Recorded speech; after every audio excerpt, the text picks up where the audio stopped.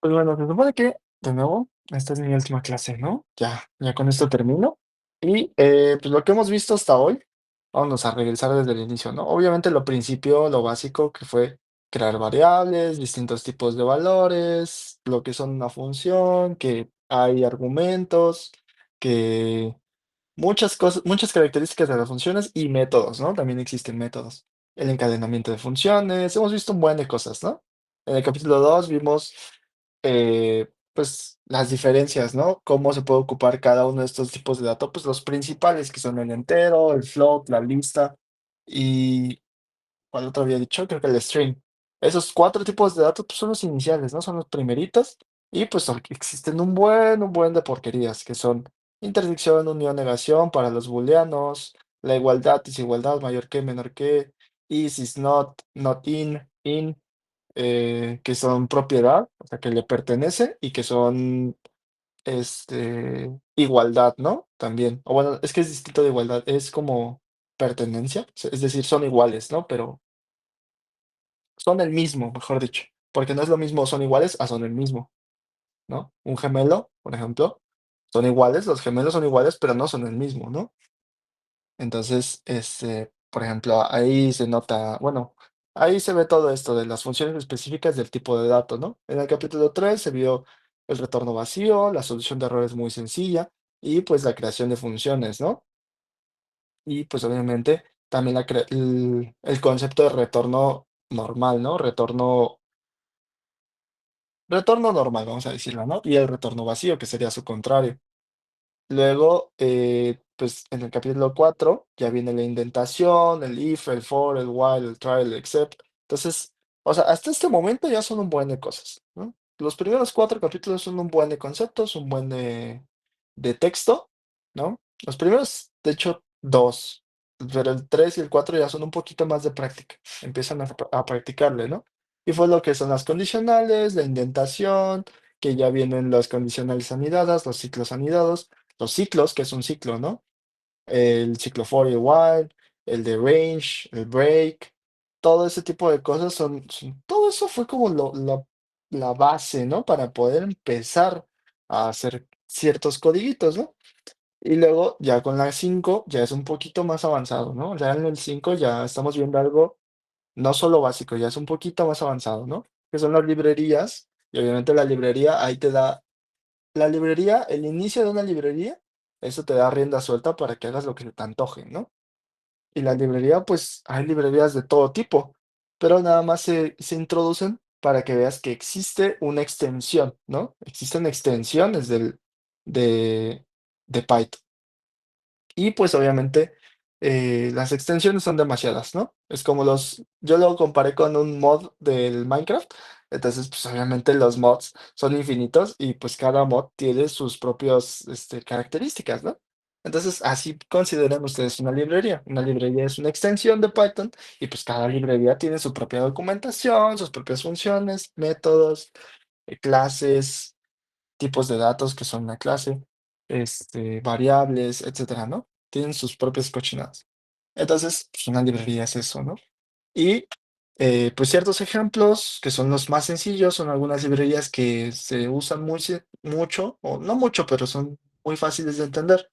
Luego se vieron las tuplas, o es como una extensión de una lista, ¿no? Se vieron alternativas a una lista, porque la lista es un conjunto de datos, ¿no? Es la principal que era un conjunto de datos. Pues existen otro tipo de conjuntos de datos, no solo existe la lista, también existen las tuplas, existen los sets, existen los diccionarios, ¿no? Y se mostraron esos 4, cuáles son las diferencias, cuáles son las similitudes, cuáles son las características de cada uno, y pues obviamente de qué sirve cada uno, ¿no? Y pues obviamente también el concepto de objeto iterable. Un objeto iterable es aquel conjunto de objetos menores, ¿no? Y que, pues obviamente, sobre el cual podemos iterar, es decir, podemos ocuparlo para un ciclo. Ujú. Un ciclo, recuerden, es un ciclo for, solamente se puede ocupar para eso. Ajá.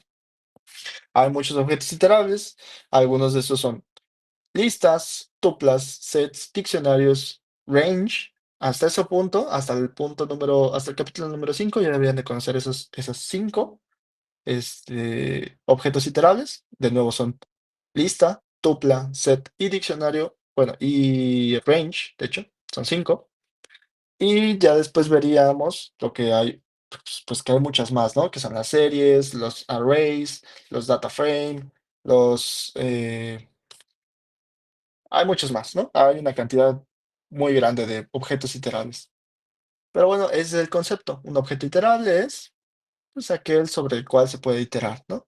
Y se termina el capítulo número 5 y ya viene el capítulo número 6. Ya aquí ya si pueden manejar el capítulo número 6 ya no es, yo diría que ya no son principiantes, ya no son como tal medio, pero ya es medio avanzado, ¿no?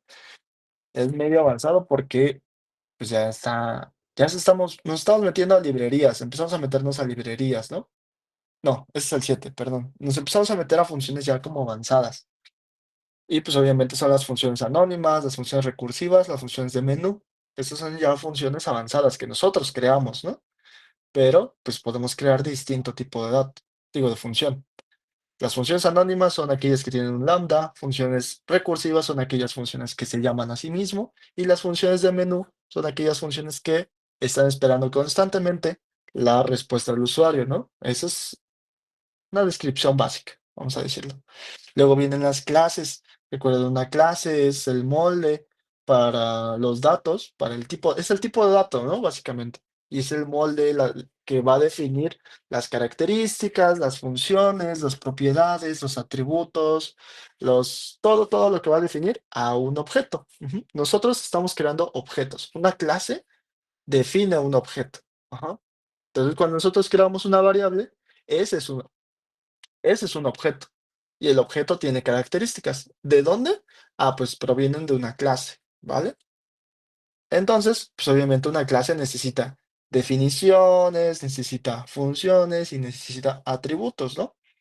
Pues existen ciertas características con estas, que es el encapsulamiento, la herencia del polimorfismo. Recordemos que encapsulamiento es atributos, funciones y variables privadas. Ujú. Esa es la característica principal, se vuelven privadas. La herencia es, tenemos dos clases, una es la herencia base y la otra es la herencia derivada. Entonces, la clase base va a heredar sus atributos y funciones a la clase derivada. Y la clase derivada básicamente es una copia de la clase base y la clase derivada se puede desarrollar todavía más, ¿no? Es una especialización, por así decirlo.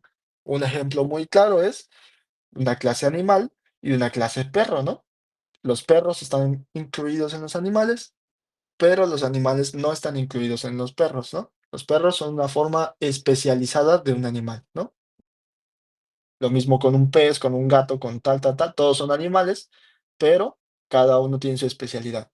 Luego viene el polimorfismo, de nuevo, necesitamos varias clases, algunas heredadas, pero no bueno, sí, necesitamos varias clases ya, y imaginemos que un perro, un gato y un caballo, todos hacen ruidos, pero cada uno de estos ruidos es distinto. Entonces, es básicamente, polimorfismo indica todos tienen la misma función, pero el resultado o las acciones realizadas por cada función cambian dependiendo de la clase. Ujú. No es lo mismo que haga un ruido un caballo a que haga un ruido un gato o un perro, ¿no?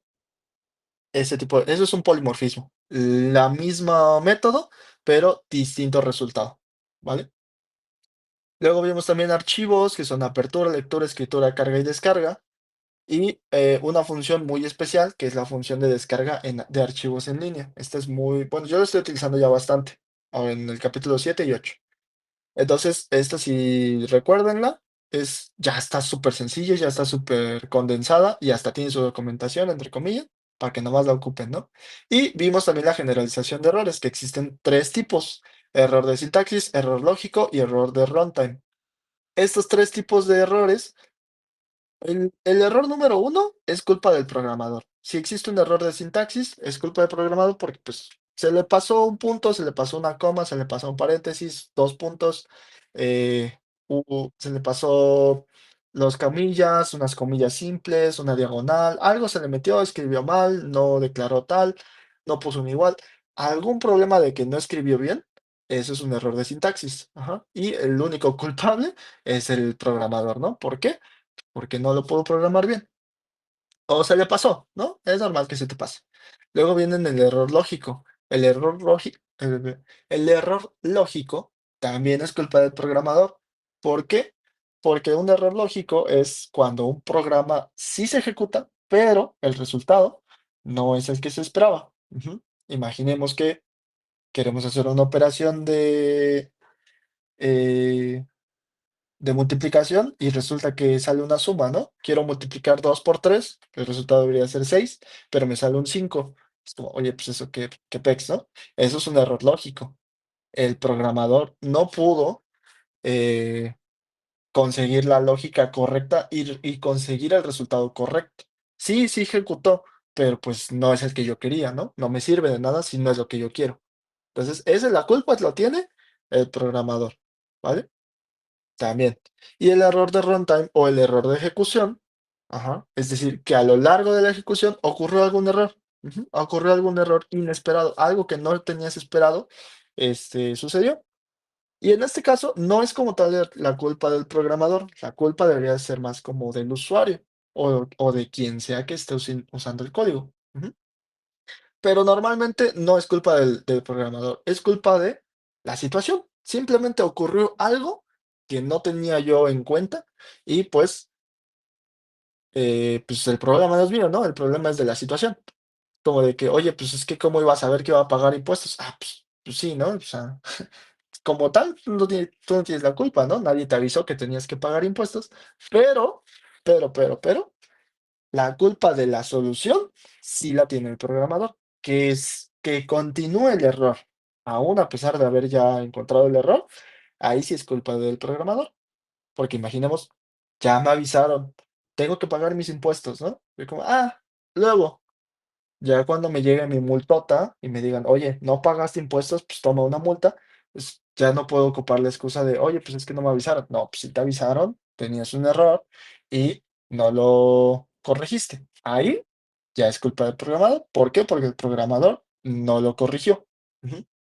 Entonces, los errores de ejecución son a lo largo del código, a lo largo de que se está ejecutando, ocurre algo inesperado y se para, ¿no? Se detiene. Y pues esos son los tipos de errores. Estos dos tipos de errores, el error lógico y el error de runtime, son muy comunes. El lógico no tanto. Si lo piensas bien, si le das su tiempo, si lo piensas detenidamente, si lo piensas pues bien, lo lees, lo escribes bien, todo, no deberías de tener errores lógicos.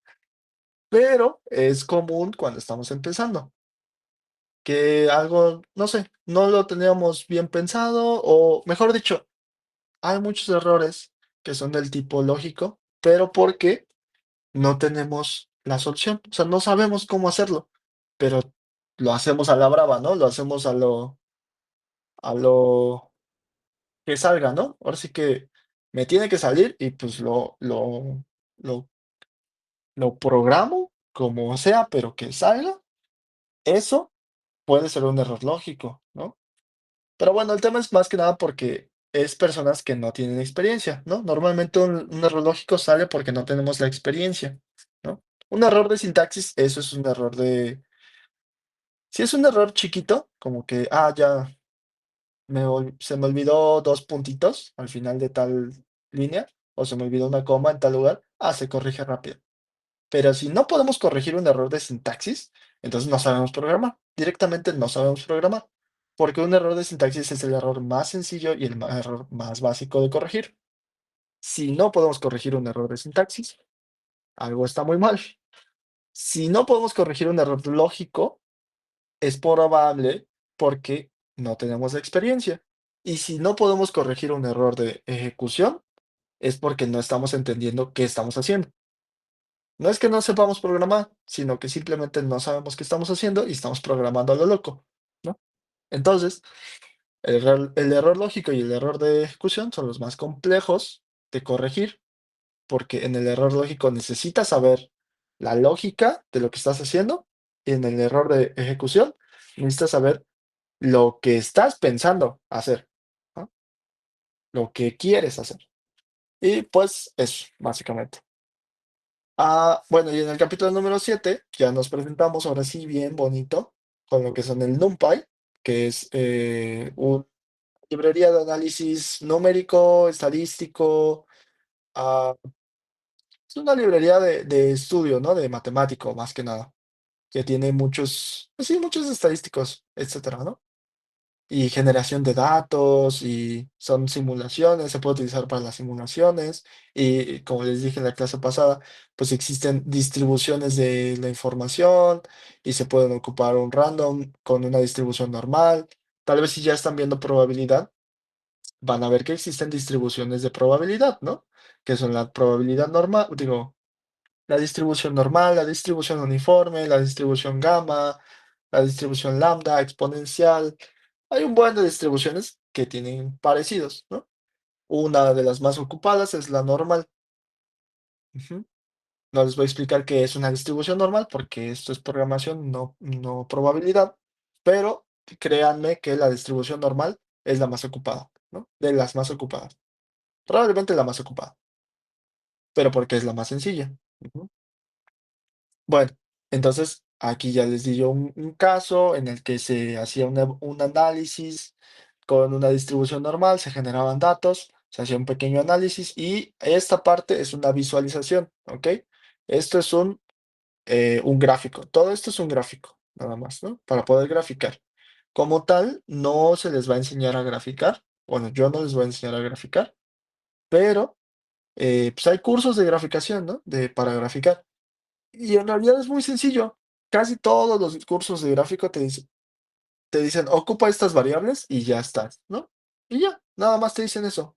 Entonces yo como tal, pues mejor les doy ejemplos. Mira, aquí ya están los ejemplos. Ocúpalo como se te antoje, explóralo como quieras. Y si no, pues tampoco, ¿no? No es necesario. No es necesario graficar por ahorita. Bueno, ya que vimos el NumPy, que son los arrays, perdón, lo más importante del NumPy son los arrays, que son los arreglos, su traducción del inglés al español es arreglo, y básicamente un array vamos a llamarlo una matriz, es una matriz básicamente. Obviamente hay matrices de más de una dimensión, más de dos dimensiones, más de tres dimensiones, ¿no? Hay matrices de múltiples dimensiones. Ya lo verán eso en cálculo 4, creo. Pero el tema es que, créanme ahorita, que las matrices son de una dimensión, es decir, o una columna o una fila, o de dos dimensiones, columna y fila, ¿no? Tienen. Aunque también existen las de tres dimensiones, columna, fila y profundidad, ¿no? Por ejemplo. Solo créanme por aquí. Entonces, así como pasó con la lista y el diccionario, que la lista era una versión pues sí, es la versión más utilizada. El diccionario es la versión avanzada de la lista, ¿no? Así igualito pasó con las series. NumPy y su array son utilizados, son muy buenos, sí se ocupan, pero entonces salió la versión mejorada, que es una serie. Ujú. Tenemos array, tenemos serie, ¿no? Array, arreglo, serie, pues es serie, ¿no? Así se llama en inglés y en español, serie. Una serie, la diferencia está en que tenemos, o bueno, podemos escoger el índice. Ajá, podemos escoger el índice específico. Es decir, no solamente es un cero, un uno, un 2, un 3 o numérico, pues. Podemos ocupar unas letras, podemos ocupar objetos no mutables eh, para utilizarse como índice. Ujú. Recuerden un objeto no mutable de los 20.000 objetos que hemos visto ahorita. De los 5 objetos que hemos visto ahorita, ¿no? Que son listas, tuplas, sets, diccionarios y rangos. Ujú. Bueno, y de hecho tengo que incluir también string. De esos, y también tengo que incluir int, enteros. Tengo 7 datos, 7 tipos de datos. De esos 7, ah, el único que es no iterable es el entero. El entero no se puede iterar. Ujú. Pero si se ocupa range con un entero, pues ya se puede iterar, ¿no? Pero bueno, el tema es tengo yo mi lista, tengo yo mi set, tengo yo mi tuple, tengo yo mi tuple, tengo yo mi dict, tengo yo mi int, range. eh, bueno, están todos estos, ¿no? Aquí voy a quitar el float, porque ese no. Tengo yo todos estos, son 4 7, ¿no? Tengo mis 7 tipos de datos. De todos estos, el int es no iterable, entonces este no me sirve. Y de estos, todos son no mutables. Bueno, este es mutable, este es mutable, este es mutable y este es mutable. Entonces, los únicos que me quedan son estos dos. Estos son los dos objetos que conocemos que son no mutables. Que son string y tupla. Ajá. Entonces, de nuevo, puedo yo ocupar cualquiera de esos dos, una tupla o string, como índice. Recuerden, tienen que ser un objeto no mutable. Entonces, aquí para yo poder ocupar como índice necesito cualquiera de esos dos. Aquí vemos que estamos ocupando un string, pero se puede ocupar también una tupla. Pero en este caso, recuerden, si yo ocupo una tupla, tiene que ser sobre todos también. A ver, de hecho, vamos a ver si se puede. Oh, ve. Vamos a ver si se puede, ¿no? Primero.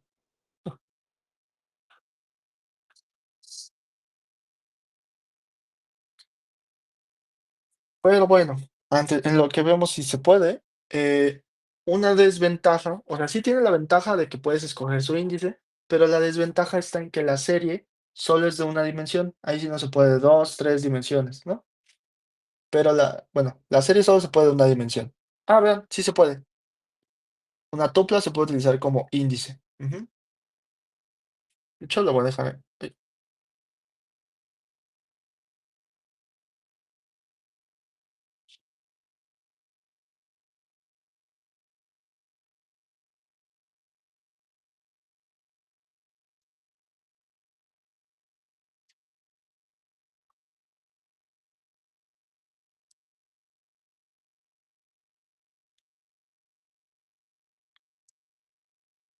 Está, ¿no? Ya le indiqué. Aquí, ya dejé aquí la notita eh, de que tiene que ser un objeto no mutable. Y pues ya está aquí el ejemplo, ¿no?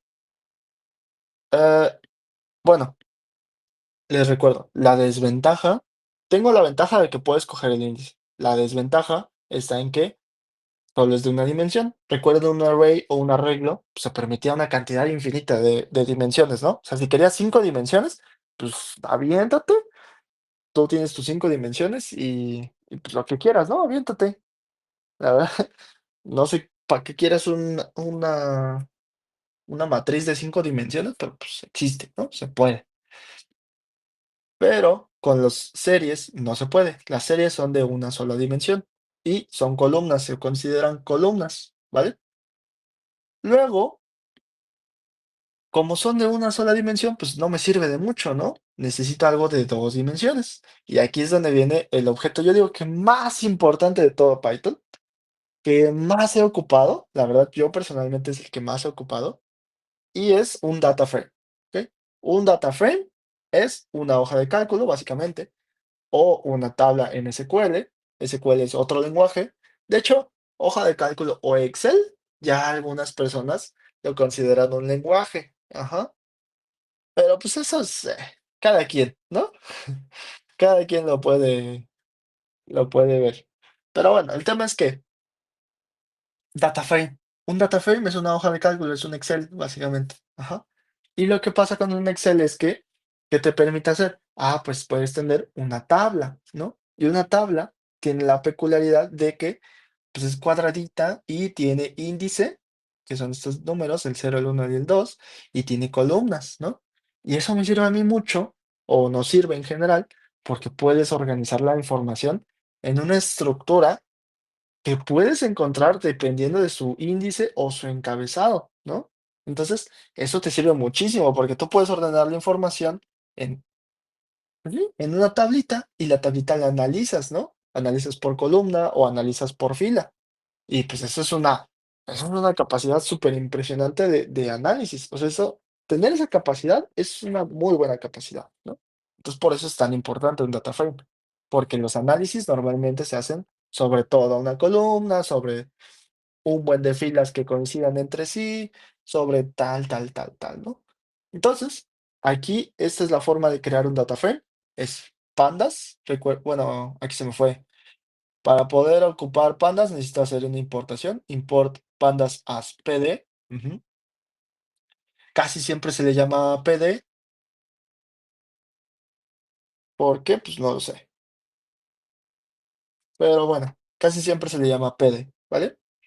Y luego viene aquí el dataframe, ¿no? Es pd.dataframe. Dataframe es una función que le pertenece a la librería pd.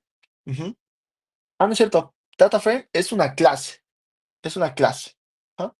Nosotros para poder llamar a una clase necesitamos hacer librería.clase.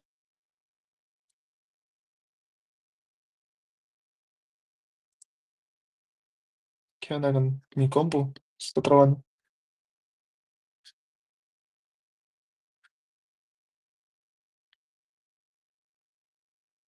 Sí se ve, ¿no?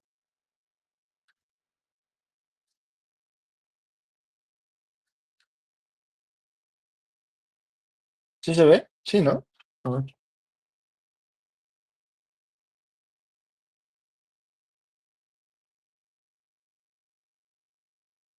Sí, sí se ve y sí se escucha.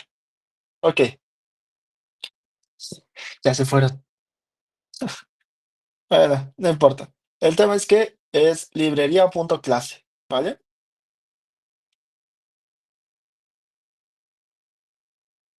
Ok, entonces ya tengo yo aquí mi data frame, ¿no? Tengo mi data frame, ya lo creé, es pd.dataframe y puedo configurar ciertas cosas que son el índice, que puedo configurar la columna, el nombre de las columnas, que puedo configurar, bla, bla, bla, bla, ¿no? Puedo crear un data frame a partir de un diccionario. Recuerden, hace rato tenía que mi array era a partir de listas. Ahora mi data frame es a partir de diccionarios. ¿Ve como la similitud? Pues algo así sucede también aquí, ¿no? Puedo cambiar el nombre, ujú.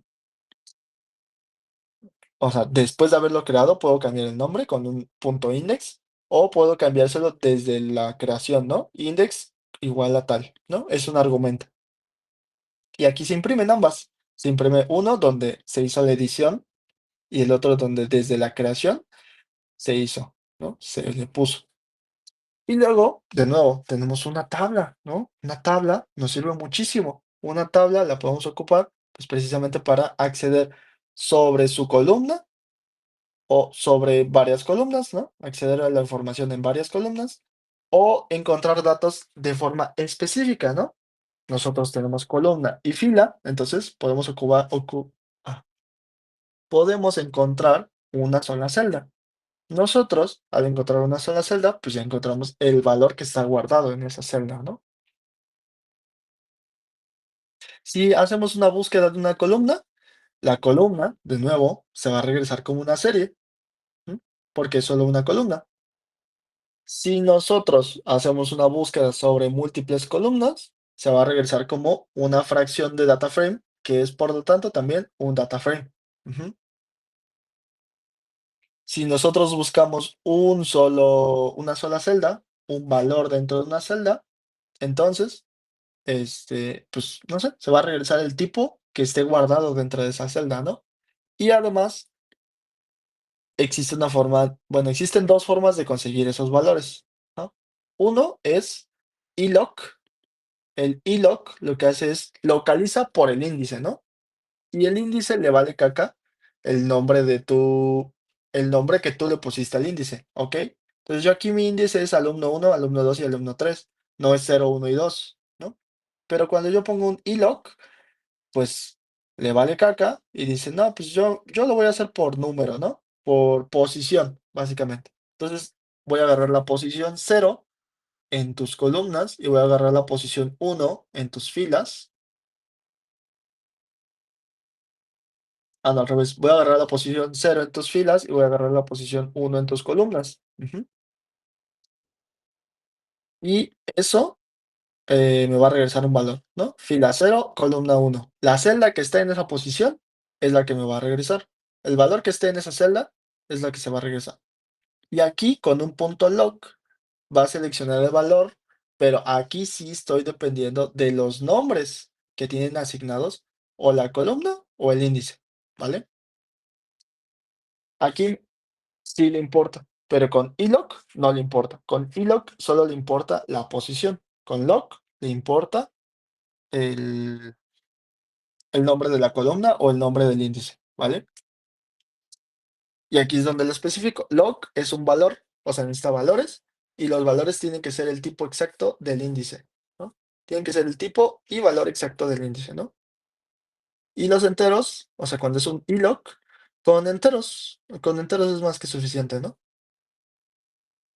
Y aquí les doy ejemplos de cómo hacer ciertas consultas y cómo se ven, ¿no? Bla, bla, bla. Luego, una serie puede ser también un filtro. Recuerden, un filtro es como ustedes cuando hacen una consulta, bueno, cuando ustedes están haciendo una tabla de Excel, pues lo mejor es hacer filtros, ¿no? Recuerden que pues, nos interesa hacer filtros, nos interesa filtrar la información, no queremos toda la información, ¿no? Entonces, por eso vamos a hacer como este tipo de código que lo que hacen es toman una columna, ujú, esa columna la transforman a booleano, ya sea con una condición, sea, le pones una condición a la columna, le pones que, pues básicamente los valores se transformen a verdadero o falso, y con eso, es decir, como, pues la fila uno verdadero, la fila 2 verdadero, la fila 3 falso, ¿no? Con esa relación, con ese, con esos puntos,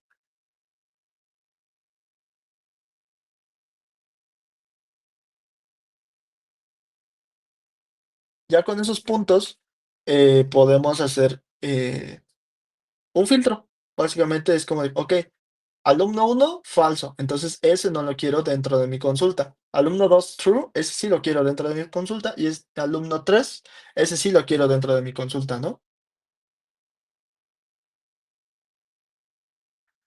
Entonces ese es mi filtro. Y por ejemplo aquí ya hice mi filtro y es donde selecciono mi alumno 2 ese sí lo quiero, y mi alumno 3 ese sí lo quiero, ¿no? Porque esos son en true. Esos quedaron como true. Entonces, aquí tú puedes hacer una condición horrible, puedes hacer filtros complejísimos, pero pues ese no es el tema, ¿no? El tema es que se puede ocupar. Hay distintas formas de hacer una creación de data frames. Podemos hacer pd.dataframe y hacemos sobre un diccionario. De esta forma ya lo habíamos visto. O lo podemos hacer sobre arrays. Ujú. Le especificamos las columnas y le especificamos los índices, ¿no? Podemos. O lo podemos hacer con un download. Ajá. Podemos hacer una descarga directamente y hacemos un pd.read CSV. Tiene que estar en CSV, claro.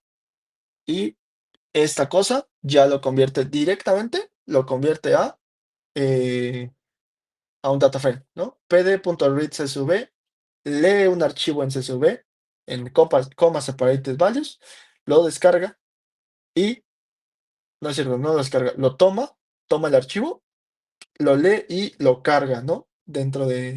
Lo carga como si fuese un data frame, básicamente. Ujú. Y ya lo puedes tratar como un data frame, así, normalito, ¿no? Pero aparte, esta función readCSV tiene otra función, entre comillas, que es que imagínate que le estoy dando, no, que no le voy a dar el nombre, le voy a dar una dirección, ¿no? De un archivo. Pues esa dirección la descarga automáticamente, la manda a llamar, la descarga y la carga directamente en Python. Ujú. Entonces, esta función al final se vuelve como, pues un poquito inútil porque ya no la ocupas, pero pues, pues igual sirve, ¿no? A veces sí sirve. Sí sirve y no sirve, porque a veces es necesario tener el archivo de forma local, porque no sé, a lo mejor quieres descargarlo o quieres saber qué dice o lo que sea, quieres saber algo y pues si está directamente en la variable, pues la variable no la puedes descargar, ¿no? Pero bueno, podemos hacer una importación a DataFrame de varias formas, ¿no? Les recuerdo, son cuatro, en este caso yo lo hice de cuatro formas, que son uno, con un diccionario, dos, con unos arrays, tres, con un archivo o cuatro, con una dirección a un archivo. Ujú. Esas son las cuatro formas que yo mostré. Luego de eso viene algo que está muy cañón, que a mí me costó mucho trabajo comprender, pero pues ya la traté pues de resumir lo más bonito posible, ¿no? Y en este caso se llama columnas e índices multiindexados. Recuerden, nosotros ya tenemos un índice, ¿no? O un encabezado para las columnas. Nosotros ya lo tenemos.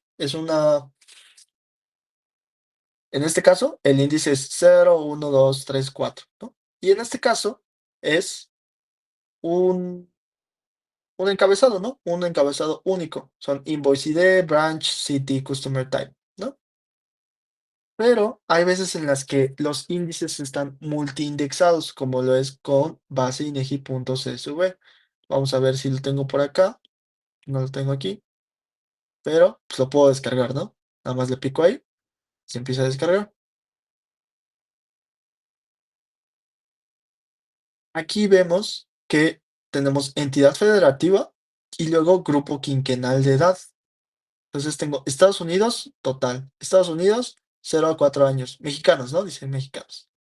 Luego tengo Estados Unidos mexicanos 5 a 9 años, tal, ¿no? Entonces, Estados Unidos mexicanos se repite un chorro de veces. Aguascalientes también, Baja California, cada una de las entidades se repite.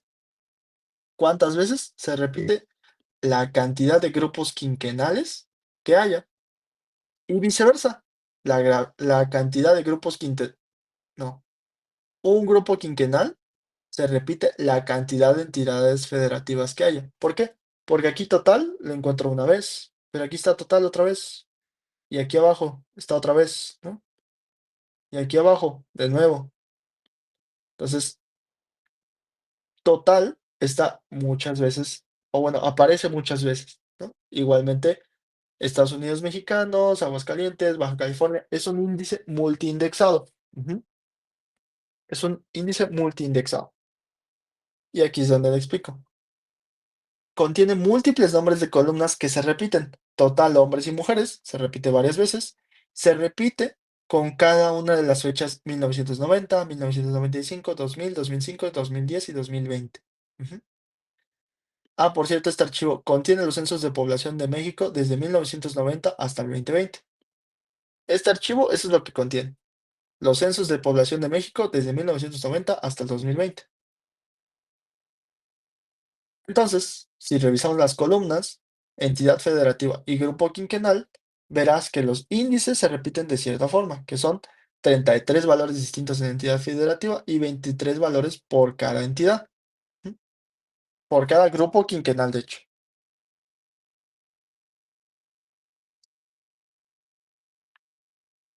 Entonces, podemos hacer esto. Podemos crear objetos, o bueno, para poder importar de esta cosa de forma correcta, o una de las formas, es haciendo un multi-index, ¿no? Tenemos que crear un multi-índice, un multi-index. Los multi-index son objetos que incluyen dos o más dimensiones y se usan para especificar índices múltiples, ¿ah? De nuevo, un multi-index, índice múltiple, ¿no? Podemos verlo de esta forma. Tenemos A y B y tenemos uno, 2 y 3, ¿no? Esto lo meto dentro de otra lista. Tengo una lista anidada, una lista dentro de otra lista, y luego ocupo la función pd.multiindex.fromProduct. ¿Mm? Ocupo la lista conjunta y le doy names, ¿no? Veamos que dentro de estos nombres está elementos lista uno y elementos lista 2. ¿Por qué? Porque el resultado, que es decir, multiíndice, el resultado me está regresando, pues básicamente la unión entre estos dos conjuntos, ¿no? Que son por cada A voy a tener todos los elementos en la otra lista, que son uno, 2 y 3. Por cada B voy a tener todos los elementos del otro lado, uno, 2 y 3. Y viceversa, por cada uno voy a tener todos los elementos de la otra lista, que son A y B. Vamos a acercarnos un poquito más. Por cada 2 tengo A y B. Por cada 3 tengo A y B, ¿no? Y pues obviamente lo puedo hacer de múltiples dimensiones. Puedo hacerlo de 3 dimensiones también, que es este, ¿no? Aquí lo que pasa es que por cada una de estas le voy a meter un uno, ¿no? Y veamos que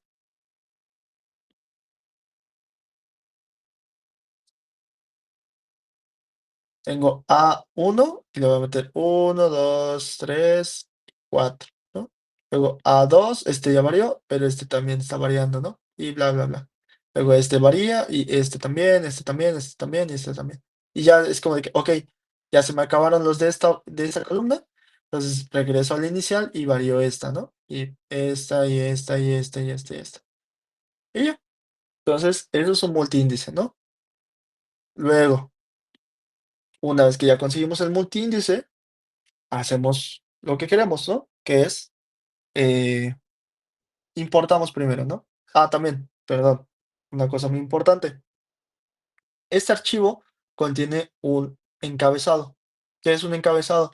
Pues es esto, es información inútil, información que tal vez el archivo ya viene con esos datos, ¿no? Pero pues como tal a mí no me sirve.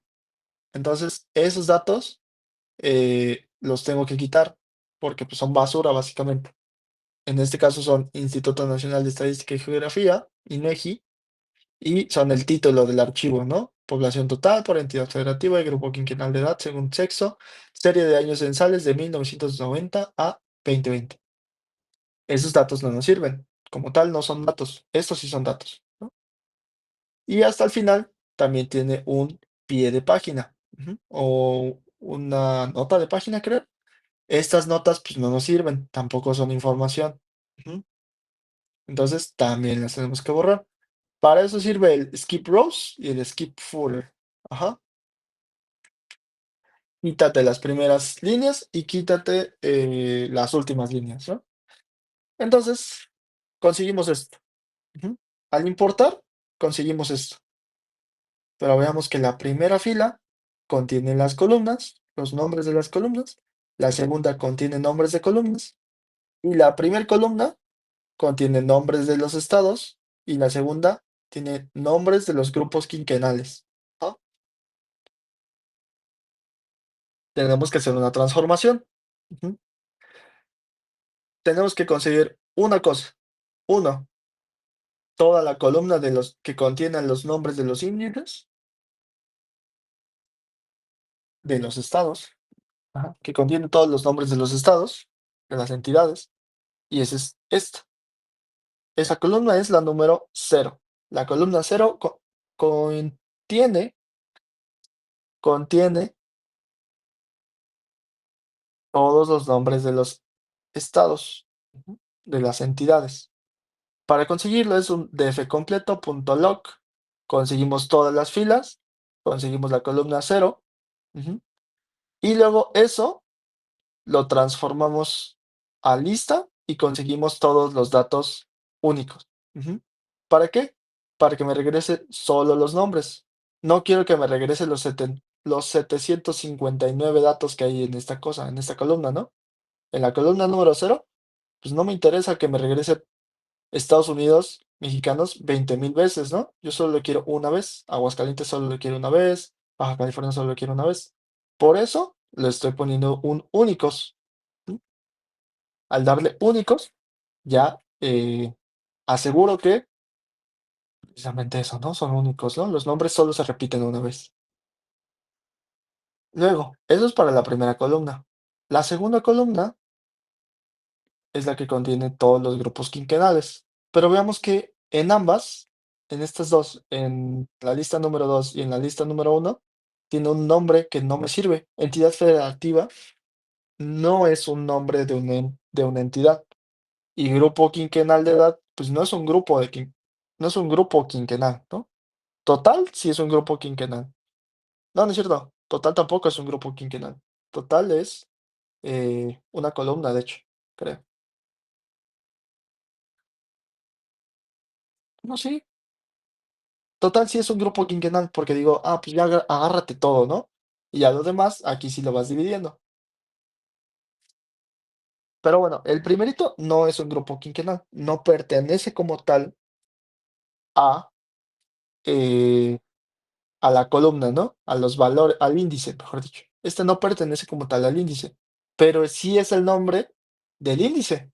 Es el nombre que le pertenece al índice como tal, pero no pertenece dentro del índice. Entonces, ya conseguimos esto, ¿no? Hacemos la lista conjunta. Recuerden que aquí arriba, para poder hacer mi multi-index, necesitaba una lista conjunta. Ya aquí ya la formé, acá, y también conseguí de una vez los nombres que estaban dentro de únicos uno, únicos 2, ¿no? Y listo, ¿no? Conseguí los valores, hice mi from product, usé mi lista conjunta, usé mis nombres y hice aquí una pequeña edición, ¿vale? Eso es una pequeña edición y conseguí mi multiíndice, ¿vale? Veamos que ya tengo Estados Unidos, total. Estados Unidos, total. Digo, 0 a 4 años, ¿no? Y ya conseguí mis 759 datos, ¿vale? Hago lo mismo con con la otra columna, con mi segundo índice, perdón. Ahora en este caso no son los índices, en este caso son los encabezados. Veamos que este es mucho más sencillo. Por cada 1990 tengo total hombres y mujeres, ¿no? Y por cada total tengo todas las fechas. Tengo 1990, 95, 2000, 2005, 2010 y 2020. Ujú. Aquí yo estoy haciendo mi multiíndice.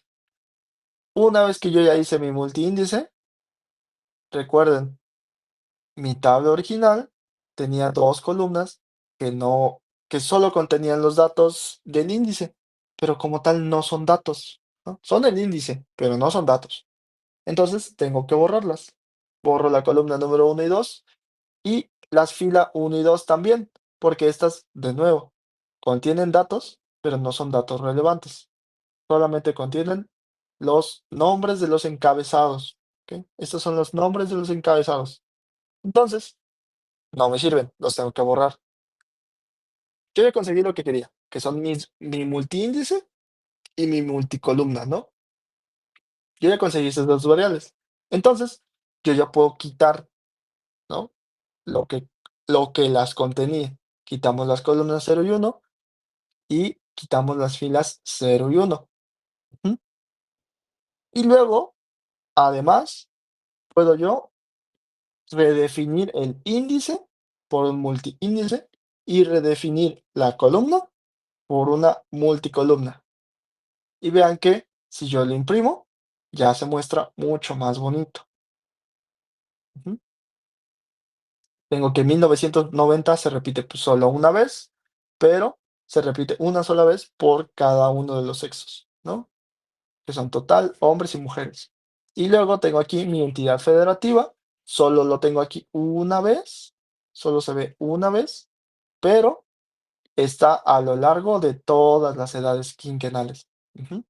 Todos los grupos quinquenales. Y listo, ya tengo yo mi índice, mi multiíndice y mi multicolumna. Pero, bueno, puedo ahí hacer mis... A ver, pausa. Yo una vez que ya tengo mi tabla de esta forma, pues puedo hacer consultas. ¿Recuerdan que era usar un punto log? Pues para hacer consultas sobre un multiíndice, necesitamos hacerlo de esta forma. Veamos que únicos es una lista.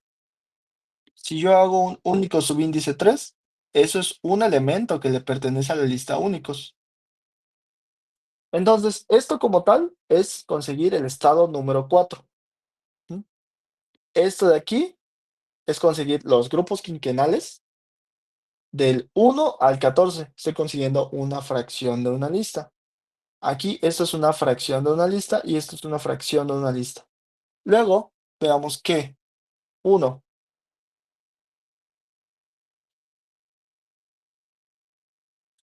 Esto de aquí, el resultado final, esto es una lista y esto es otra lista, vamos a llamarle, ¿no? Imaginemos que es una lista. Pues no importa. Eso, además, está contenido dentro de una tupla. ¿M? Entonces, necesito una tupla donde el primer valor de la tupla sea el del primer índice, le pertenece al primer índice, el segundo valor le pertenece al segundo índice, que es el grupo quinquenal de edad. Lo mismo con la columna. Aquí estás, el primer valor es fecha y el segundo valor es sexo, ¿vale? Eso es lo que está pasando aquí. Por si no lo entiendes muy bien, eso es lo que está pasando. Entonces, yo puedo hacer mi consulta bonita, sencilla. Ay, bueno, no, ay, no. Bueno, tengo que ejecutar todo.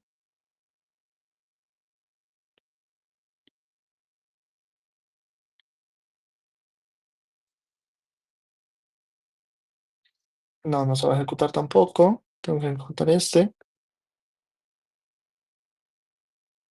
luego este, este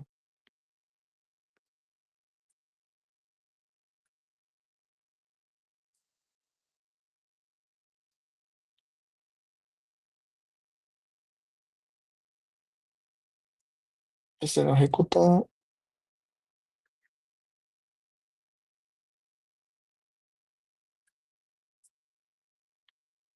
Listo. Ahora sí, ¿no? Entonces puedo hacer consultas, básicamente. Aquí, si quieres ver las otras dos consultas, pues comentas una y se consultan, ¿no? Ay, no. Aquí, por ejemplo, se muestra la primera consulta y veamos que, pues no, tiene fecha, tiene dos fechas, tiene los no, tiene dos sexos nada más, bueno, total y hombres, y tenemos un solo estado y tenemos todos los grupos, bueno, una cantidad de grupos quinquenales, ¿no?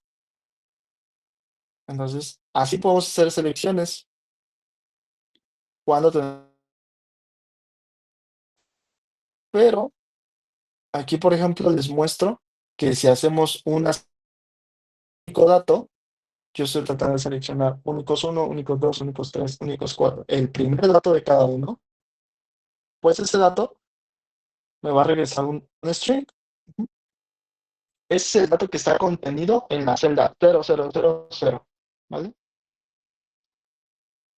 Uy, ok, ya se me acabó el tiempo. Pero bueno, no importa. Yo voy a continuar. Si te quieres salir, Sebas, pues, no hay problema. Pero yo voy a continuar, ¿vale? Y ya luego verás la grabación.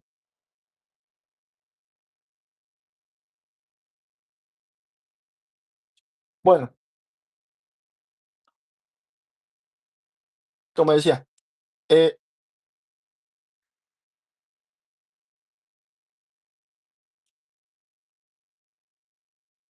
¿no se ve mi pantalla? Mm, qué raro.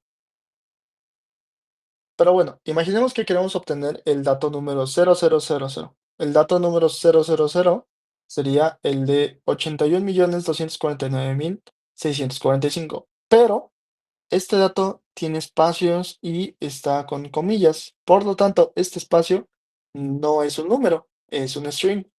Entonces podemos hacer la conversión después, ¿no? La conversión la hacemos después. Bueno, ahora ya podemos hacer nuestras elecciones, podemos hacer nuestras pequeñas consultas sobre este data frame, podemos hacer lo que se nos antoje, ¿no? Lo que pasa aquí ahora es que imaginemos que el data frame ya existe, ya está guardado por ahí, pero pues simplemente no guardamos el encabezado y no guardamos el índice. Entonces, lo que podemos hacer es, ocupamos esta función de f completo, es decir, el data frame que estamos usando, punto index, punto unique.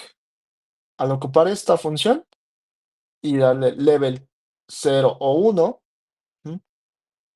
En este caso, como sí tiene nombre, mi, mi índice sí tiene nombre, que sería entidad federativa. Este es el nombre de mi índice. este es el nombre de mi segundo índice, este es el nombre de mi primer encabezado y este es el nombre de mi segundo encabezado. Ujú. Como yo sí tengo nombres por cada uno de estos, entonces puedo ocupar esta función, que estoy ocupando los nombres. En caso de que no tuviera los nombres, pues simplemente ocupo level 0 y level 1, ¿vale? Ya con eso te dice directamente el nombre. Vean que si yo le pongo un 0, me va a dar el nombre, ¿no? Está dando nombre. Y ya yo puedo copiar este name y lo meto acá. Y ya, funciona exactamente igual. Pero bueno, el tema es que de esta forma yo puedo conseguir los índices de regreso. O sea, puedo volver a conseguir los índices, ¿no? Puedo conseguir los índices de entidad federativa, de grupo quinquenal, de fecha y de sexo. Ujú. Y se regresan como objetos de tipo índice. ¿Mm? Estos objetos los puedo ocupar también. O sea, los puedo ocupar como índices. Ujú. Directamente los puedo ocupar como índices. ¿Vale? Bueno, después de ya tener mis índices y ya después de hacer mis consultas, volver a obtener mis índices, ya los puedo ocupar como, pues para ubicar cosas, ¿no? Y aquí les doy ejemplos y todo. Y luego les doy un pequeño resumen. En resumen de todo esto, de un multiíndice, podemos hacer esto. Un pd.read csv, leemos el archivo, nos saltamos 3 filas, nos saltamos 18 filas al final, tomamos primer índice, segundo índice y creamos nuestro primer multiíndice. Ujú. Luego conseguimos nuestro primer encabezado, segundo encabezado y luego el segundo multiíndice. Ujú. Ya tenemos nuestros dos multiíndices. Al tener estos dos multiíndices, pues ya podemos tener encabezados y índices, ¿no? Eliminamos dos cosas. Eliminamos las columnas que contenían los nombres de los índices. Eliminamos las filas que contenían los nombres de los encabezados y asignamos los nuevos índices, los nuevos nombres de índice y los nuevos nombres de columna, ¿vale? Y de nuevo, de regreso, conseguimos los índices de forma individual, ¿vale? Todo eso es lo que estuvimos haciendo hace rato. Y veamos que el resultado es exactamente el mismo. Ujú. Nuestras columnas, mejor dicho, nuestros índices tienen nombre, la columna que contiene los índices tiene nombre, que sería este y este, o también las filas que contienen a las columnas, contienen los nombres de las columnas, también tienen nombre, fecha y sexo, y está bien ordenado, ¿no? Aquí está, sí, está bien ordenado, ya se ve bonito, básicamente.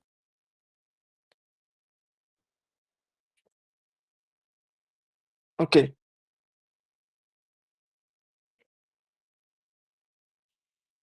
entonces ya hicimos todo este despapalle, ¿no? Todo para conseguir un multiíndice. Pero veamos que hay una forma más sencilla. Una segunda forma, que es de hecho más sencilla, es directamente asignamos el multiíndice usando un argumento. Veamos que este es el argumento original. Ujú. Este es el argumento que vimos en la celda pasada. Ajá. Es un pd.readcsv, es exactamente el mismo. .pd.readcsv. Ocupamos la misma base, nos saltamos la misma cantidad de filas iniciales, pero aquí yo le estoy agregando un argumento. De hecho, vamos a cortarlo y vamos a agregarlo hasta el final para que se pueda ver.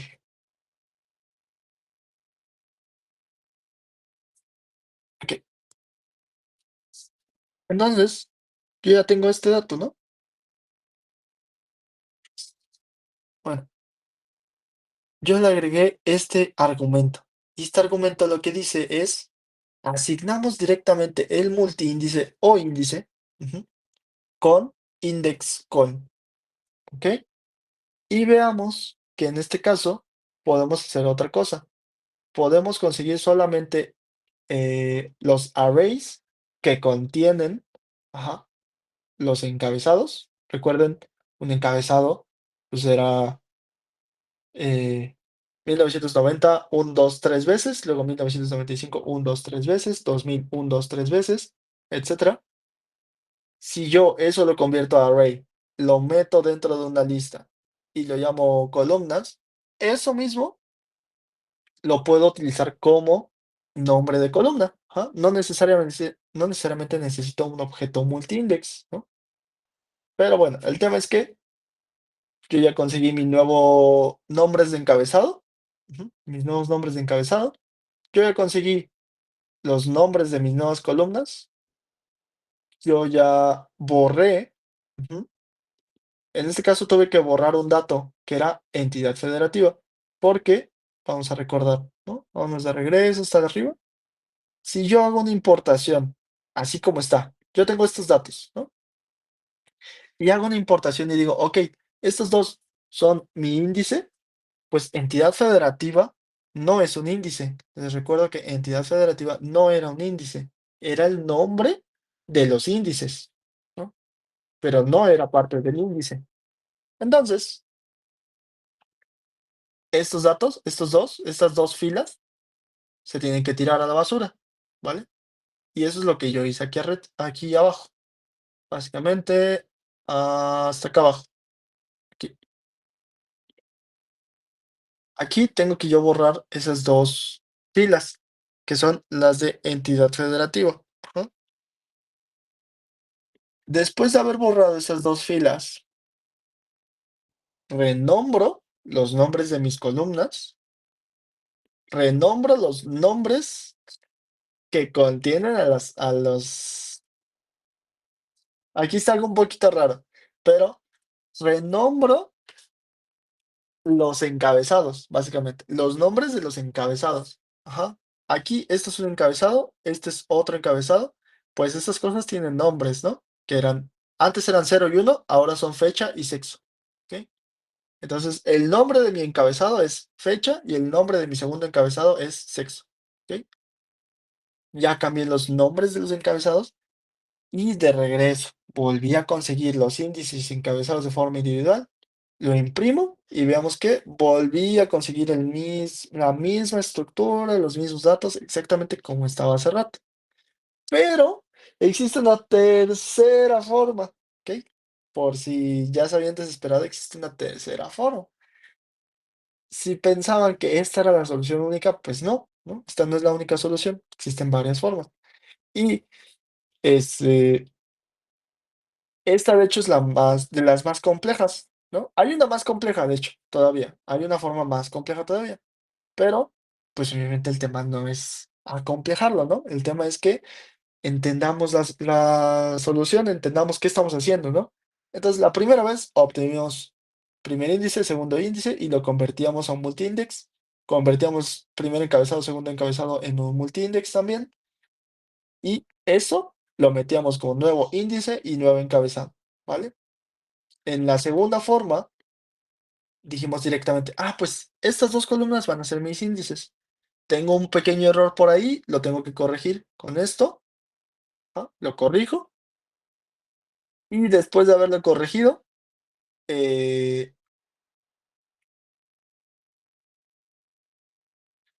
después de haber hecho yo mi corrección, ya puedo entonces asignar mis nuevas columnas y asignar mis nuevos encabezados y de nuevo todo bonito, ¿no? Pero existe una forma más rápida. ¿Se acuerdan de nuevo que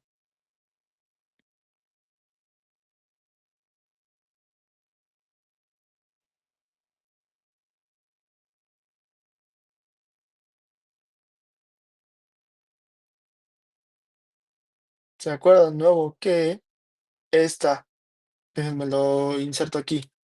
Estas dos son las formas en las que, en las que importé las anteriores. Pues veamos que, de hecho, esto lo voy a sacar de aquí, lo voy a meter hasta el fondo también.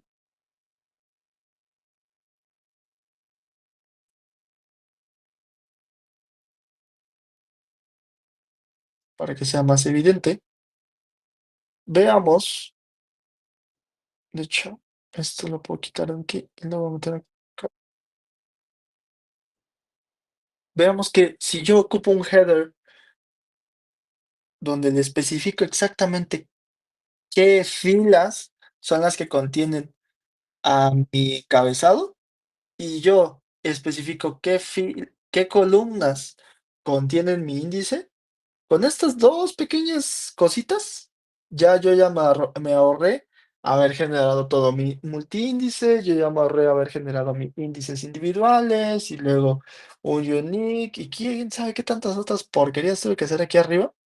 Todo esto, ay, todo esto se reduce a solo dos argumentos, que son header y como argumento U0 y 1, y el otro argumento que era index call 0, 1.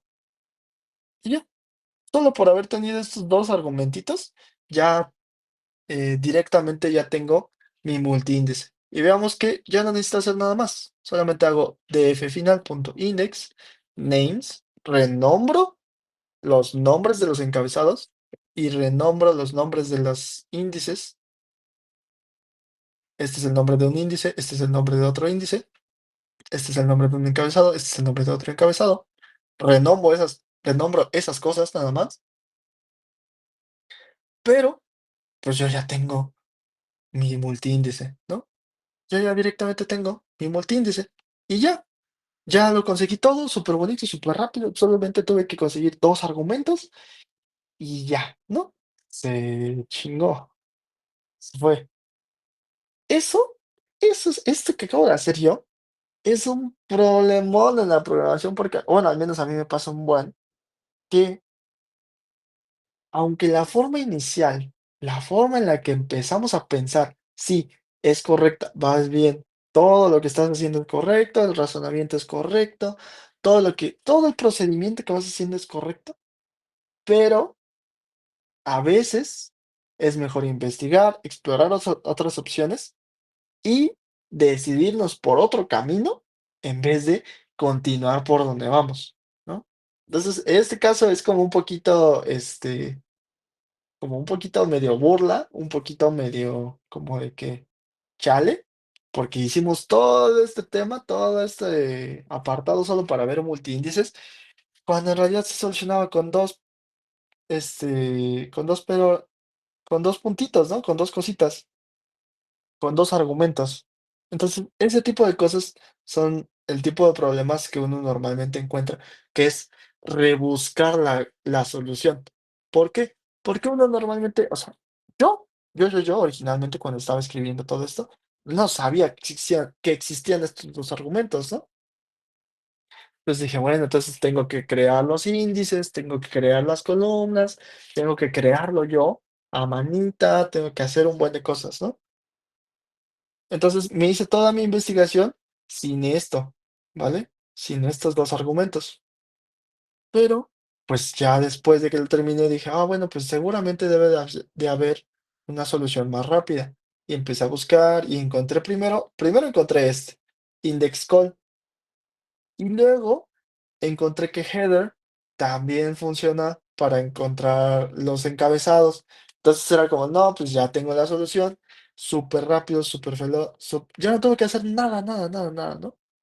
Entonces, este tipo de cosas son como de que, ok, sí, lo solucioné, lo hice de forma correcta, pero si en vez de haberlo solucionado directamente, hubiera invertido un ratito más a, pues precisamente buscar, leer y pues al finalmente encontrar, le hubiera invertido un poquito más de ese lado, pues hubiera encontrado que existían estos dos y me pudo haber ahorrado varias horas de investigación, ¿no?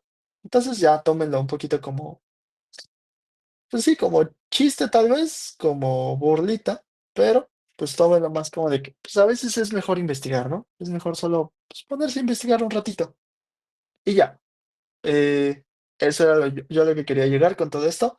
En realidad, si les llega a ocurrir un caso en el que tengan un multiíndice, yo en este caso sí tengo un multiíndice, lo más sencillo es salto las filas iniciales, salto las filas finales. Este es un argumento para poder ocupar este otro. Y ocupo header y especifico las filas en las que se encuentran mis encabezados y especifico las columnas en las que se encuentran mis índices, ¿no? Y ya con eso ya es más que suficiente para poder especificar un multiíndice, ¿vale? Bueno, ahora ya que tenemos multiíndice y multicolumna o multiencabezado, pues vámonos con operaciones comunes con data frames, ¿no? Si vieron, durante todo este rato he estado utilizando dfssv.head. Ajá. Head lo que hace es que consigue las primeras filas y tail o cola lo que hace es que consigue las últimas filas. Ajá. Recordemos que head en inglés es cabeza, por lo tanto son las primeras. Tail son las últimas porque son la cola. Luego viene describe, es básicamente estadísticas descriptivas de las columnas, ¿no? Y pues me va a regresar, por ejemplo, aquí, ¿no? Un análisis estadístico chiquito, no es demasiado complejo. Lo que hace es toma cada una de las columnas y sobre cada una realiza ciertos análisis estadísticos, que son un conteo, que son el promedio, la desviación estándar, el mínimo, el primer cuantil, el segundo cuantil, tercer cuantil y el máximo, ¿ok? El valor máximo que se encontró eh, dentro de estos valores.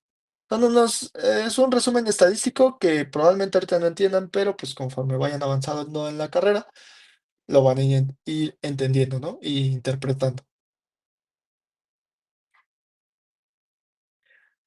Podemos hacer un filtrado. Les recuerdo que hace rato se podían hacer filtrados. Aquí solamente es como para volver a decir. Y un manejo de valores duplicados, ¿vale? Que es un drop duplicates y, y ya estuvo, ¿no? O también se puede manejar datos vacíos, pero eso va más adelantito, ¿vale? Entonces tenemos aquí, por ejemplo, un filtro. Esto es un filtro. Recuerden que df-csv subíndice o columna customer type. Aquí esto es una desigualdad. Lo que quiero encontrar es, consigue de la columna aquellos que sean distintos de normal. Ujú. Esto me va a regresar una columna de puros booleanos. Esta columna de puros booleanos lo puedo utilizar como un argumento para dfcsv y veamos que esto me va a regresar un data frame. ¿Ok? Entonces, me está regresando la fila número 0, la fila 3, la fila 6, la fila 8, la fila 9. Y lo que tienen todos estos en común es que en la columna Customer Type, todos son distintos de normal. Veamos que en este caso todos son miembros. Member, member, member y ya, ¿no? Member. Obviamente no es la única. ah, no es el único filtro que puedo hacer. Por ejemplo, vamos a agarrar a City y quiero que sean distintos de Yangon, ¿no? Ay,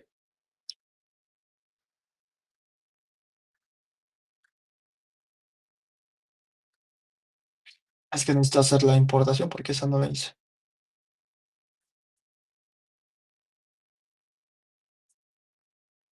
No, aquí no está.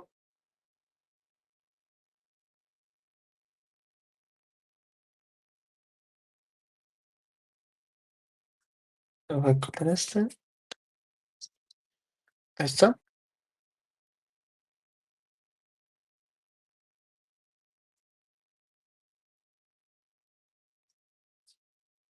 está. Es este. Ah, y ahí está. Ya, ¿no? Y listo. Veamos que ahora la ciudad coincide que es distinto de Yangon. ¿Ok? Todas son distintas de Yangon. Y veamos, o sea, Sabemos que se está haciendo un filtro porque hacen falta ciertos datos, ¿no? Aquí se supone que debía de ir el cero, pues no está. Tampoco está el 2, el 3, el 4, el 5 sí está, el 6 no está, el 8 no está. Y por aquí hay varios datos como faltantes. Pero ¿qué tenían esos datos faltantes? Que en la ciudad tenían que pertenecían a Yangon, ¿no? Vámonos con que Electronics Accessories y Product Line, distinto de Electronics Accessories. Entonces aquí vemos que tenemos igual ciertos saltitos, etcétera, etcétera, etcétera, ¿no? Puedo hacer varios filtros como, eh, por ejemplo, quantity. Vamos a agarrarnos quantity y le voy a poner que sea mayor o igual que 5, ¿no? Por ejemplo. Y veamos que este caso me regresó 598 filas de 1000 que eran, ¿no? Si yo les pongo, así como va todo, bueno,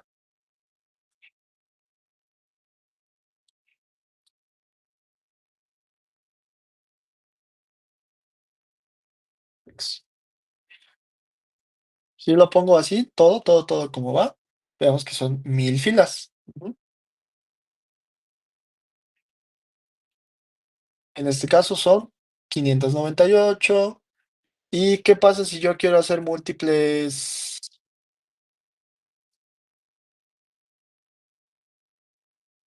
Si yo quiero hacer múltiples filtros, pues puedo agregar un AND, ¿no? O bueno, creo que en este caso es este.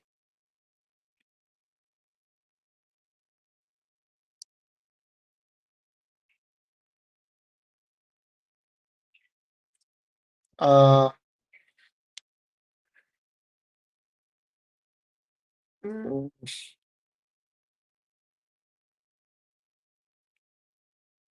no estoy muy seguro cómo se ocupa el all.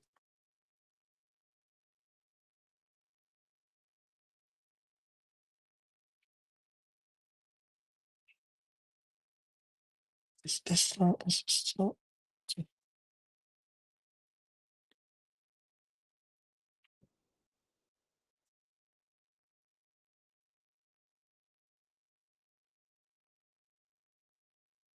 Bueno, aquí creo que vamos a tener que investigar cómo funciona el a.all Python, ¿no?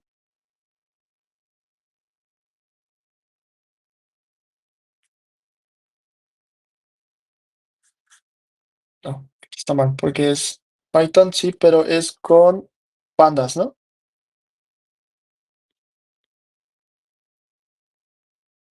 Es dataframe.all. No, pero es que tampoco es serie, es una serie. Series.all, series.all, pull only, no,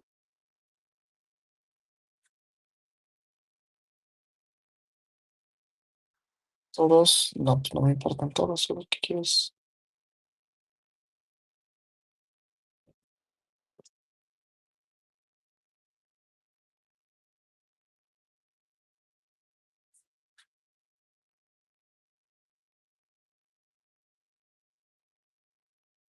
Miren, aquí está. Esta es la solución. Sí.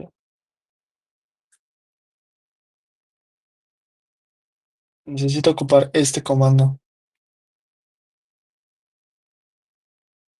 Este simbolito casi siempre indica, o sea, no solo en Python, ¿eh? Casi siempre, en todos lados, este de aquí indica el OR.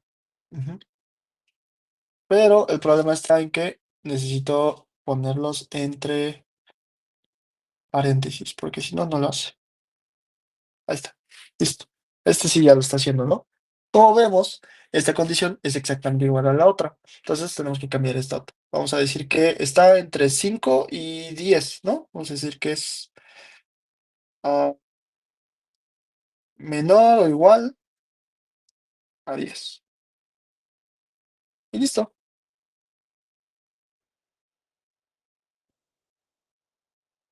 No. Ah, pues es que este es un OR, ¿no? ¿Y cómo le hago para un AND? pues seguramente es así, ampersand. Listo. Pero veamos que, pues es lo mismo. Si pongo esto, pues es lo que estoy viendo aquí, 598 por 17 y este 598 por 17, pues no estoy haciendo ningún filtro, ¿no? Entonces vamos a agarrarnos el 8. Aquí sí está haciendo un filtro, por ejemplo, ¿no? Entonces, así puedo yo hacer mi super filtrote. Y, por ejemplo, aquí vamos a hacernos un filtro así bien divertido. Esto lo voy a poner aquí. Y luego es un OR. Vamos a agarrarnos otra condición. Y vamos a decir que que sea igual a 1, ¿no? Por ejemplo, veamos cómo va a subir. Tengo 302 líneas, va a subir a 414. ¿Qué es lo que estoy haciendo aquí? O bueno, ¿qué se supone que estoy comparando? ¿Qué se supone que estoy comparando? Es en esta primera, en esta primera condición que está entre paréntesis, estoy diciendo, ok, consígueme todos los datos donde la cantidad, la columna de cantidad, sea mayor que 5. Luego, tengo aquí otra condición que me dice, consígueme todos los datos donde la cantidad sea menor que 8. Ujú.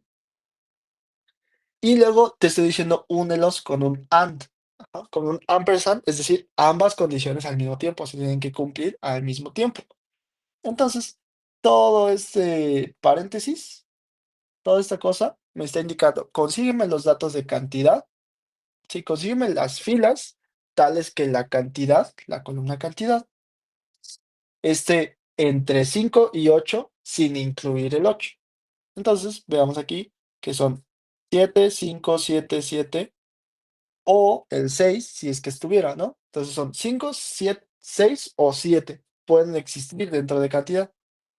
Pero además, aquí yo estoy poniendo un OR, o la cantidad está entre 5 y 8, o la cantidad es exactamente igual a 1. Y es lo que pasa aquí, 1, 1, 1 y 7 de regreso, ¿no? Esa es mi condición. Esto es lo que estoy haciendo yo aquí, ¿vale? Entonces vamos a llamarla, esta vamos a llamarla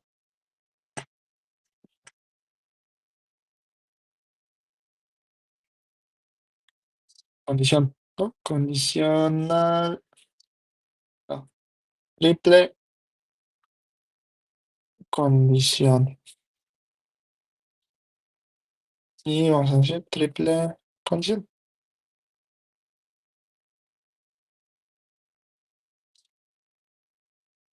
Filtrar por cantidad mayor o igual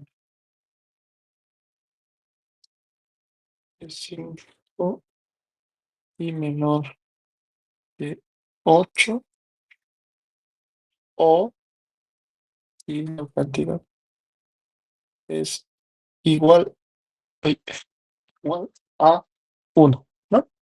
Eso es lo que está pasando aquí. Es una triple condición, pero es un poquito compleja, entonces la voy a meter hasta arriba. Y la segunda es la que voy a meter acá, ¿no? Esta. Y ya, puedo hacer mis filtros de lo que se me antoje y pues obviamente los filtros son muchísimo más complejos de lo que normalmente pues, uno pensaría, ¿no? Entonces, ahí está. Podemos conseguir datos, podemos conseguir un buen de cosas y pues está bonito, está bonito. Luego, la carga y el guardado de datos. Ujú. Esto, imaginemos que yo ya hice un buen de ediciones, yo ya edité todo, yo ya hice todo lo que necesitaba y ahora pues tengo que guardarlo, ¿no? Ya hice mi read CSV. eh,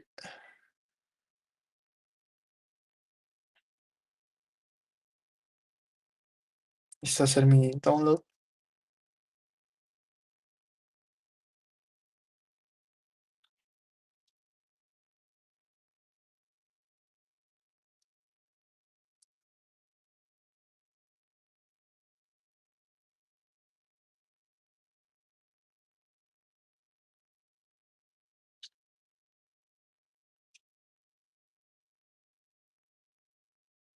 No, aquí, ¿sabes qué? Lo voy a poner como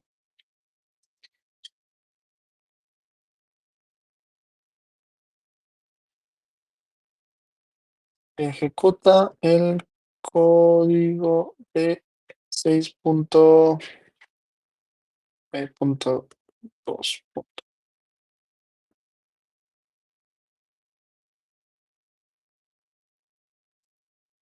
Se está trabajando tanto mi pinche Google. Es Google, ¿eh? Porque mi compu está normal. No sé qué le está pasando a Google. Bueno, entonces aquí dice, ejecuta el código 6.b.2, ¿no? Ah, no es cierto, no es B, es C. Entonces aquí vámonos al C. Función de descarga, aquí está. Vamos a ver que no se ejecuta porque se está muriendo Google. No sé qué le está pasando a Google. Y vamos a ejecutar este también. Pero pinche Google está muriendo. Ah, ahí está. Ya se están descargando todos los archivos. Y eso es lo que yo quería, ¿ok? Una vez que ya se descargaron todos los archivos, ya puedo ejecutar este otro, que lo que va a hacer es, lo voy a importar, ¿no? Lo voy a mandar a llamar y,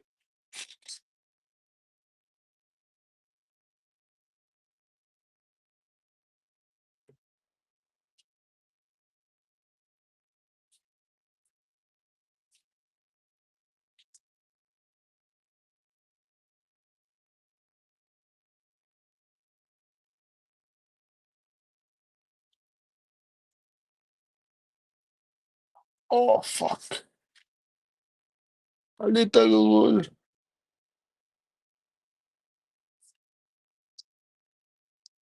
O Google Colab, no sé quién es el que está muriendo. ¿Quién es Google Colab? No, ni pex.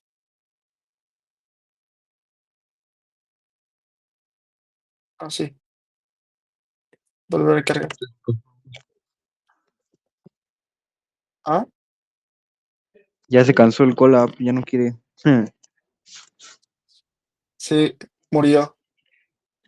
No sé qué pedo. Ok, ya.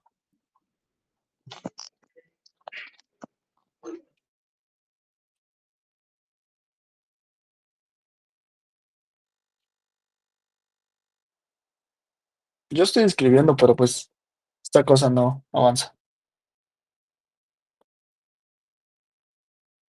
¿A ti ya también se te murió o no? No, el mío no. Qué raro.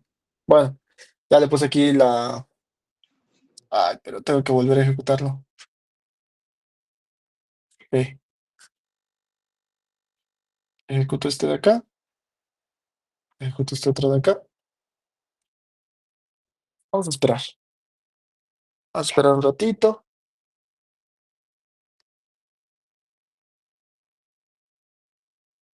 Oye, una preguntota, iba a haber otro examen, ¿verdad? Sí, creo que el 18, el lunes, algo así. Va, gracias. Sí.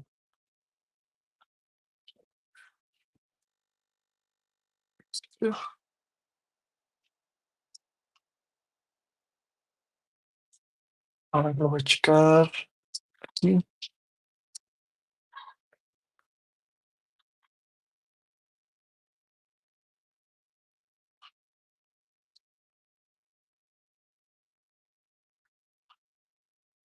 Pausita porque no entiendo qué está pasando. Ok, ya se ejecutó. Se tardó demasiado, pero ya se ejecutó. Ya. Entonces, importación y exportación, ¿no? Eh,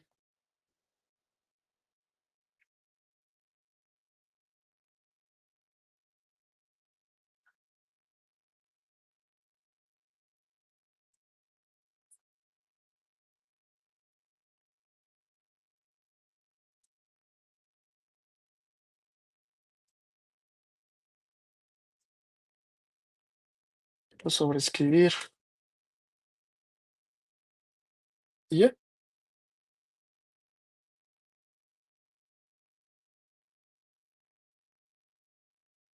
Guardar mis cambios. Listo. Ya. No sé qué pasó, tuvo un problema ahí de sincronización. Pero bueno, ahora sí, ya tengo mi importación, exportación y básicamente aquí yo tengo un archivo, ¿no? Lo que pasa es que ahora ese archivo lo puedo exportar, ¿no? Lo puedo exportar como distintos tipos. Lo puedo exportar como, bueno, puedo hacer lectura, primero que nada, read Excel, read JSON y read CSV. No solamente existe CSV, existen otros, ¿no? Puedo leer directamente un Excel, puedo leer directamente un JSON. JSON es otra cosa totalmente distinta, pero si es que lo llegan a ver, es solamente un lenguaje de JavaScript y sirve para almacenar datos, vamos a llamarle así, para almacenar datos. Entonces, yo tengo c- tu CSV, puedo agarrar mi archivo que ya está en CSV, el archivo tiene que estar en CSV. Imaginemos que yo ya hice, de hecho, tengo mi data frame, perdón, no tengo mi archivo, tengo mi data frame y ese data frame lo puedo regresar a CSV o lo puedo regresar como Excel o como JSON. Ajá, lo puedo regresar en cualquiera de esos, eh, oye, de esos formatos. Ujú. Obviamente, yo ahorita no lo voy a guardar como Excel porque pues no me interesa, ¿no? No me interesa guardarlo como Excel, solo lo voy a guardar como CSV. Pero en caso de que quieran, solamente descomentan estos, los ejecutan y pues ya, ¿no? Funciona. Luego viene el manejo de archivos de gran tamaño. En este caso, con INEGI, por ejemplo, INEGI está bastante grande, pero de hecho está más grande todavía el de base COVID. Base COVID, esa cosa pesa, uy, no me acuerdo cuánto pesaba, pero base COVID estaba pesadísimo, creo como unos cuantos megas. O sea, yo sé que megas es como, no manches. Pero cuando son CSV y pesa megas, entonces está pesadísimo, o sea, tiene demasiados datos. Y esta cosa pesaba creo como 150 megas, no me acuerdo. De hecho, aquí debería de estar. Está aquí importado, aquí está. Mira, vamos a descargar. Muere 5.3 megas, no es tanto. O sea, 5.3 megas no suena como tanto, 5.5. Pero vean que mi compu hasta se tarda en abrirlo. Vamos a abrirlo mejor, ¿no? No, se va a abrir con Excel. A la bestia. Bueno, pues veamos que yo me estoy moviendo hacia abajo. Estoy moviendo lo más que puedo hacia abajo y no estoy moviéndome nada. Esta cochinada está horrible, está enorme. Tiene 1.6, no, 161,000 datos. Tiene 161,000 datos. Entonces, está grande, ¿no? Está bastante grande. Y pues obviamente, cuando son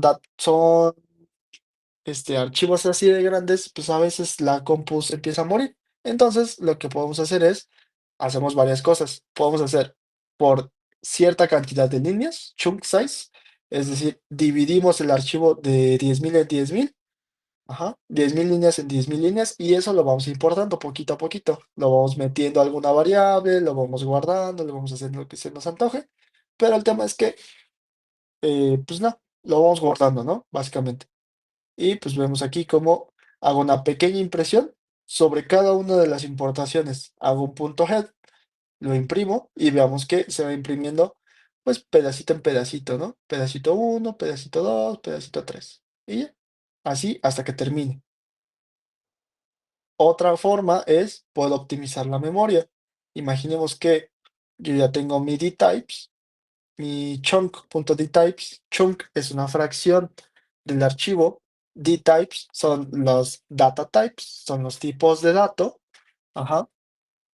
Y estos tipos de dato, pues eh, pueden ser int32, pueden ser object, pueden ser str, puede ser un buen de cosas, ¿no?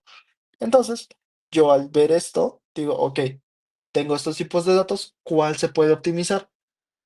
Int64, si lo quieren ver, un int64 puede incluir un máximo de 2 a la 63. Uy, aquí está mal. 2 a la 63 datos. No datos, perdón, un dígito, un número de máximo esta cantidad. No es tanto en realidad.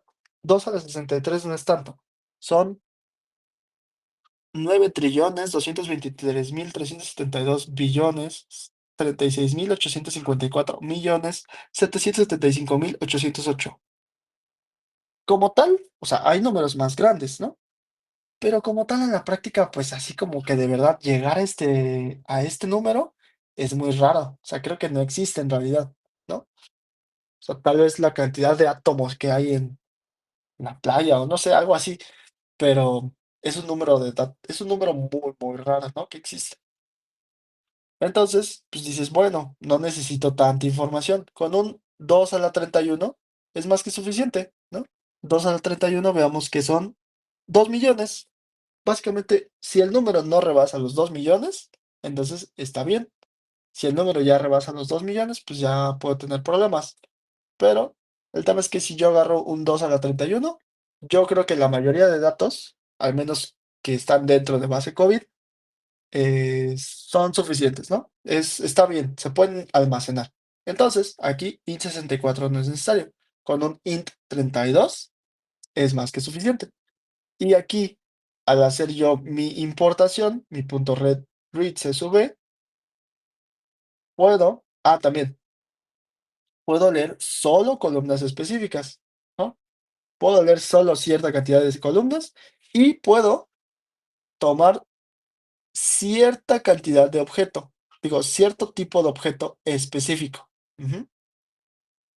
Veamos que para date estoy tomando el tipo de data object, para country estoy tomando object también, para confirm estoy tomando int32 y para dates estoy tomando int32 también. Y veamos que quité una que es recover. Ujú. Yo hago aquí mi importación, mi nueva importación. Y veamos de nuevo mi df reducido.dtypes. Veamos que pues sí cambia, ¿no? Este dice date, object, object, int 64, 64, 64 y este dice solo object, object, 32, 32. ¿Ok? Estoy almacenando de forma más eficiente la información, ¿vale? Entonces, tengo estas dos formas, ¿vale? O lo guardo por pedacitos o lo filtro y hago ahí como que conversiones para que sea más ligero, ¿vale? Esas son dos formas hacer una, para hacer un manejo de archivos de gran tamaño, ¿vale? Luego viene la limpieza y preparación. Recuerden que en el archivo de INEGI teníamos nuestro encabezado, ¿no? Nuestro encabezado pues, no servía de nada, eso era información basura, pero también teníamos hasta el final información basura. Recordemos, esto es información basura porque solo es el encabezado, no me sirve de nada, no tiene ningún dato relevante. Y hasta el final tenemos estas notas, ¿no? Los pies de página. Estos también son datos irrelevantes, no me sirven de nada, no tienen información verdadera, entonces las puedo borrar. Eso es identificación y manejo eso es limpieza y preparación de datos. Es identificar, ver información faltante, ver información errónea o ver información inútil. Ese tipo de información es la que hacemos limpieza, ¿vale? Y preparamos los datos, ¿no? Entonces, por ejemplo, tenemos identificación y manejo de datos faltantes. Imaginemos que tenemos una lista de alturas, una lista de pesos, pero por alguna razón, algunas personas no quisieron dar su peso, algunas personas no quisieron dar su altura. Entonces, vamos a tener valores vacíos, valores nulos, ¿no? Los valores nulos, aquí por ejemplo hace un conteo, cuenta cuántos valores nulos hay por cada una de las columnas. Veamos que en nombres está llenito, la altura hace falta 2 y en el peso también hace falta 2, ¿no? Que son los no.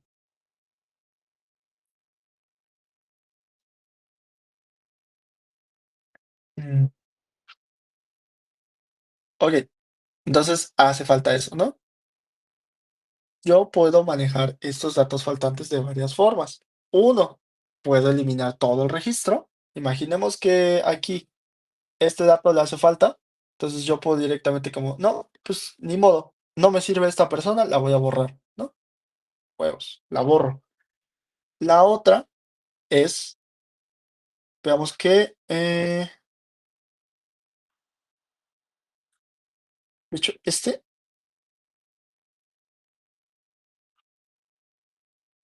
va más para abajo.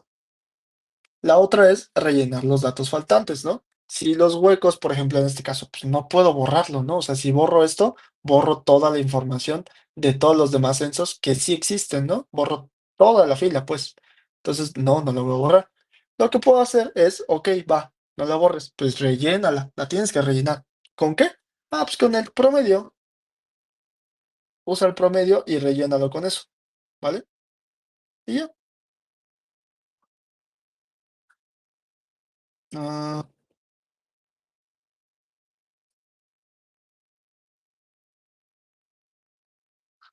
ok. No, esto creo que era un error. No lo ocupaba. Estoy aquí. Ah, bueno, y lo puedo rellenar de datos promedio, ¿no? De los datos más comunes, básicamente. Es lo que estoy haciendo aquí. Y, pues sí, o puedo eliminarlo o puedo rellenarlo, básicamente. Esas son las dos formas. Luego viene también la estandarización. Imaginemos, hace ratito vimos también en el de INEGI que estos datos no son números, estos datos son texto. Entonces, pues necesitamos estandarizarlo a un tipo que sea numérico, por ejemplo. O, por ejemplo, también imaginemos que tenemos México de muchas formas, ¿no? Tenemos México en mayúsculas, minúsculas, capitalizado, puede tener acento, puede no tener acento, puede estar escrito como un acrónimo. Hay muchas formas en las que puede estar escrito.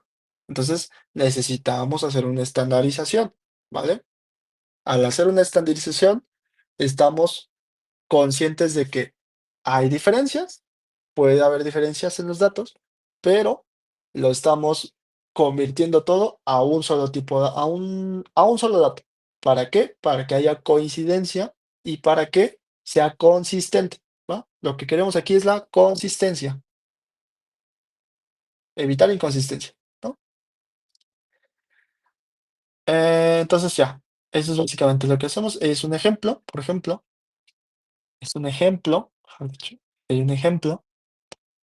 Y luego viene también la manipulación de cadenas de texto y fechas, ¿no? Ya tenemos nuestro México con acentos, pues imaginemos que tiene sin acento, que está en mayúsculas. Aquí tenemos que hacer una manipulación de cadenas de texto, ¿vale? Entonces, vamos a hacer un lower, recuerden que desde el inicio lo vimos, o un replace, también es una función que le pertenece a los strings, y lower también le pertenece a los strings, ¿no? ¿Qué es lo que hace? Lo convierte a minúsculas. Replace sustituye, ¿no? Una parte de texto por otro. Y aquí es un ejemplo, ¿vale? Aquí hay un pequeño ejemplo donde se hace una sustitución y donde se hace un lower. Y, por ejemplo, también, de hecho aquí ya no lo puse, pero también se puede cambiar el tipo de dato, ¿vale? Se puede cambiar el tipo de dato directamente.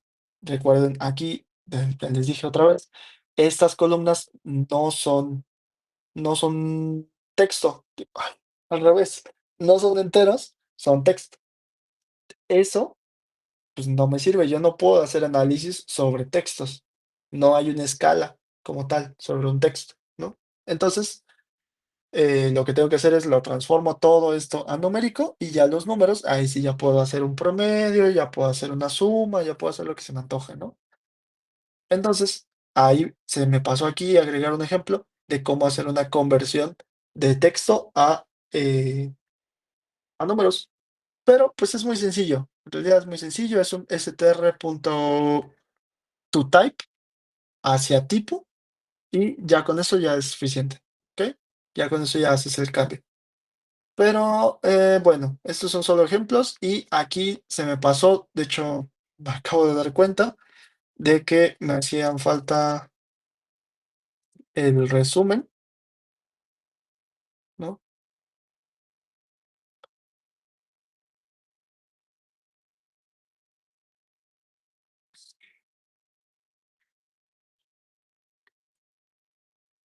Me hacía falta el resumen, me hacían falta mis ejercicios y me hacía falta mis soluciones.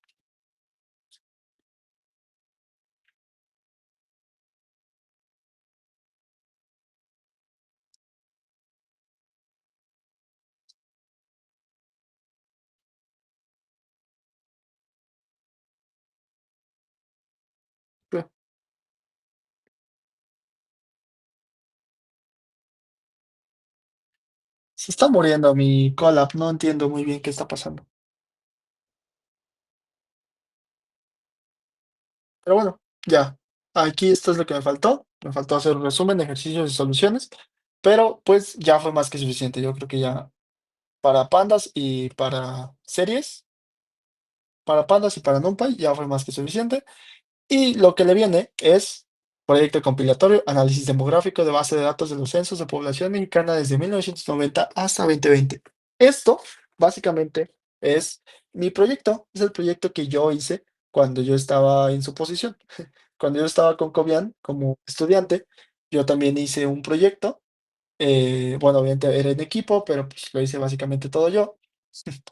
Y la diferencia o lo bonito es que pues les estoy dando como una forma en la que ustedes mismos pueden tomar para, eh,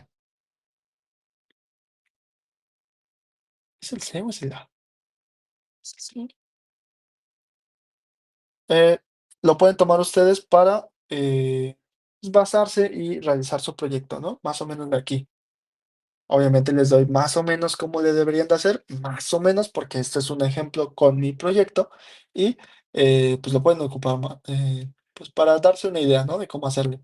Obviamente, pues yo, es mucho texto, porque tengo que especificar como, pues yo lo hice así, yo lo hice así, y pues ya, más que nada, todo el análisis que hice, todo la importancia, no, no es cierto, aquí, las funciones y implicaciones, que es lo difícil.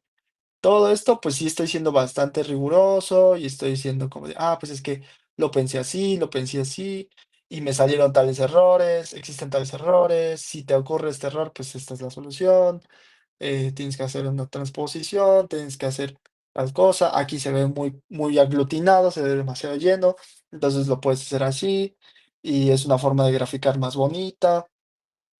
¿No? Y básicamente les estoy dando funciones para que ustedes ya directamente copien y peguen a su propio proyecto, ¿no? Eso es para que lo vayan viendo ustedes. Pero esto como tal ya no viene en las clases, esto ya no son clases, esto ya es una explicación de cómo pueden ustedes hacer su propio proyecto, ¿va? Y pues obviamente con ejemplos, no les voy a decir, se hace así, así, así, ya. No, no, o sea, les estoy dando una demostración de cómo se debe de hacer con mi propio proyecto, ¿no? Y eso, yo la verdad siento que es un buen proyecto, buena, es un buen proyecto. El que yo hice, la verdad sí era un buen proyecto. Y obviamente está mejorado, ¿no? No lo voy a dejar exactamente a como estaba antes, porque como estaba antes sí estaba feo. Este es mi proyecto original. Este de aquí es mi proyecto original. Y si ven, se ve horrible. Todo esto de aquí, desde aquí hasta acá, es una sola función. Todo eso es una sola función. Y está bastante feo. Esto de aquí es otra función. Y luego veamos que aquí está bastante feo. Esto de hecho son los índices. Esos son los índices. Estos son los índices de las funciones, estos son bueno, esto es mi menú, este es mi menú, este es mi menú, esta es otra parte de mi menú, menú y menú. No, todo esto de aquí es para poder conseguir yo mi menú. Está horrible, está muy feo. Luego, esto, como tal, no es menú, pero es parte del menú, ¿no? Entre comillas. Esto es análisis de datos. Esto de aquí es más análisis de datos, está horrible, está demasiado complejo. Y esto de aquí hasta acá es, no es ni siquiera análisis de datos esto. No, esto no es análisis de datos, es para mostrar la información. Es cómo mostrar la información. Y pues obviamente está mal. Todo esto yo siento que está mal. Muy mal optimizado, muy mal pensado y tal. Pero después de todo, pues sí funcionó. O sea, el resultado final se ve bien. Se ve bien, tiene más o menos una presentación, tiene un propósito, bla, bla, bla, bla, bla, ¿no? Y ya. Entonces, es un buen proyecto, algo así, pero pues ustedes busquen, parece que ustedes busquen el suyo y hagan lo mismo. Obviamente, este es un proyecto que yo sí me tardé como unas 50 horas. La verdad, sí le invertí como sus 50 horas y espero poder reducirlo, o sea, todo esto. poder aquí analizar todo mi proyecto, pero la verdad lo veo difícil, ¿no? El tema que yo les quiero mostrar en el siguiente capítulo es eh, que ustedes pueden hacer su propio proyecto, que no está tan difícil, que lo vayan haciendo, que lo vayan pensando de tal forma que pues tenga sentido y que sea lo suficientemente bueno, ¿no? Tampoco se conformen con que, hice una calculadora. Pues, o sea, pues sí, eh, está bien, está chido, pero pues ¿dónde está el análisis de datos, no? O sea, no sé, no se conformen con algo muy básico, porque no les va a afectar la calificación. El profe, la verdad, siento yo que es medio barquita, pero, pues no se conformen. Ustedes mismos rétense y hagan algo así cañón, ¿no? Pero bueno, ya, el capítulo número 7 terminado. 2 horas me tardé. Pero sí, son básicamente fundamentos de NumPy, que son los arrays. Recuerden dimensiones, acuérdense de arreglos, que son matrices, básicamente. Le puedes agregar más dimensiones. Acuérdense de la generación de datos con arrays, es muy sencilla. Los pandas, que son data frames y series, son los puntos principales. La serie es una forma desarrollada de un array. La diferencia está en que las series son de una sola dimensión. Es una desventaja. Y una ventaja está que las series te permiten editar el índice. Un data frame es un conjunto de series, básicamente. Ujú. Tienes no solo una columna, tienes múltiples columnas, todas coinciden en el mismo índice, pero básicamente es eso, ¿no? Es un conjunto de series que coinciden en su índice. El índice es editable, las columnas, el nombre de las columnas es editable, es una tabla, entonces podemos tratarlo como si fuera un Excel, vamos a hacer un buen de operaciones, así, operaciones horribles aquí hay, ¿no? Índice, multiíndice, la creación, operaciones que son mínimo, máximo, promedio, las descriptivos, etcétera, ¿no? La carga y guardado, importación y exportación. Pueden haber archivos pequeños, archivos grandes. Importación y exportación es, puedo leer Excel, puedo leer CSV, puedo leer JSON. Exportación, puedo guardar en CSV, puedo guardar en Excel y puedo guardar en JSON. Ujú. Y la limpieza, pues es, consigo pedazos que no me interesan, los borro. Consigo pedazos faltantes, no me interesan, los borro o los relleno. Estandarización de datos. Tengo datos que varían mucho, los estandarizo todos a un solo a un solo dato, básicamente, ¿no? Manipulación de cadenas de texto y fechas. Tengo fechas que no coinciden, tengo textos que no coinciden, pero ambos referencian a lo mismo. Los voy a editar, los voy a manejar, los voy a arreglar de forma que el archivo esté bonito, básicamente, y coincida, ¿va? Eso es lo que se está haciendo aquí. En realidad era una capítulo relativamente sencillo, pero son demasiadas cosas y pues, por eso se vuelve complejo, ¿no? Pues bueno, ya, es todo. Ya, por fin. A ver, ¿qué pasó? Pregúntame.